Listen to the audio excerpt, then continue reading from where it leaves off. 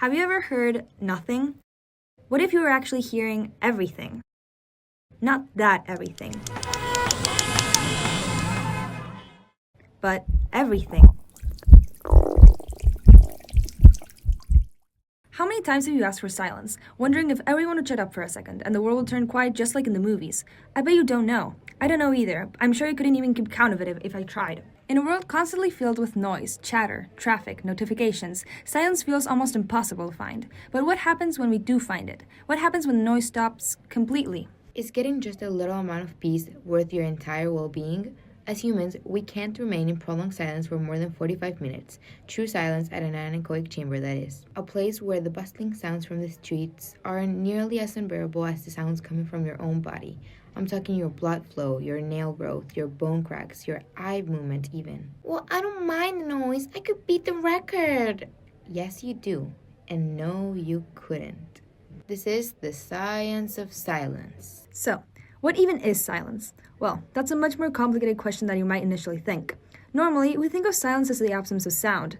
But then, what even is sound? So, to understand silence, first we have to understand what sound even is. Sound happens when a vibrating object, like a speaker or a voice, causes particles in a medium, like air, to move. These movements create waves of pressure, called acoustic or sound waves, which our ears pick up as sound. These sound waves disturb the particles in their surrounding medium, and those particles disturb the others next to them, and so on, propagating the sound. So, even when nothing's making a sound, air particles are still moving, randomly and constantly.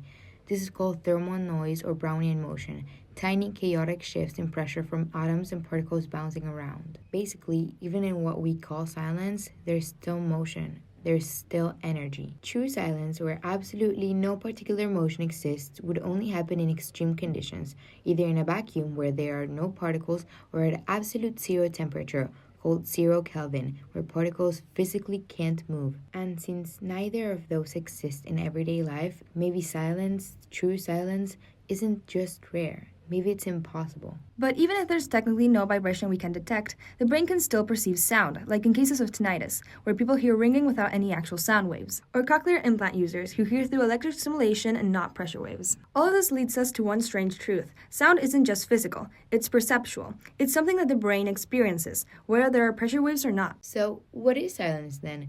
Maybe it's not the absence of sound, but the absence of audible sound that our ears can actually sense and that our brains can actually process. So, sound can be viewed as an excitation of the hearing mechanism that results in the perception of sound. In this case, sound is a sensation, according to physiology and psychology. But that brings us to a dilemma, which is quite famous. If a tree falls in a forest and no one is around to hear it, does it make a sound? The correct answer would be yes and no. If we define sound physically as sound waves, then the falling tree for sure makes a sound. But if we define sound psychophysically as a perception generated by the brain, then with no listeners, no sound is experienced. So, how do we study this boundary between sound that exists out there and sound that exists in here, in the mind? One of the most fascinating tools scientists use to explore this is the anechoic chamber. Literally meaning without echo in Latin, it is a highly specialized acoustic environment designed to completely eliminate sound reflections and external noise. Its walls, ceiling, and floor are lined with energy-absorbing wedges, arranged to suppress the reflection of sound waves across a wide range of frequencies. The floor is often a suspended mesh, with more wedges on the bottom floor, as you can see in this image. With that said, what is the mechanism behind this minimization of sound? As we previously discussed, sound waves originate when particles are disturbed, causing a domino effect with the sound waves spreading through the medium. During this origination, waves can be reflected, refracted, or attenuated by this medium. The behavior of this origination depends on a series of factors. If the medium is moving, this movement may increase or decrease the absolute speed of the sound wave depending on the direction of the movement. The viscosity of the medium. Medium viscosity determines the rate at which sound is attenuated. In anechoic chambers, these factors are incredibly important and extensively accounted for to ensure the lowest possible levels of noise in the room. You can see this in how the wedges surrounding the room's walls are designed. They're typically made of open-cell polyurethane acoustic foam, fiberglass, mineral wool, or melamine foam. All of these materials are incredibly effective as sound absorbers. When a sound wave labeled I here hits the wall, it doesn't just bounce straight off. Instead, it enters the angled gaps between the wedges marked as W.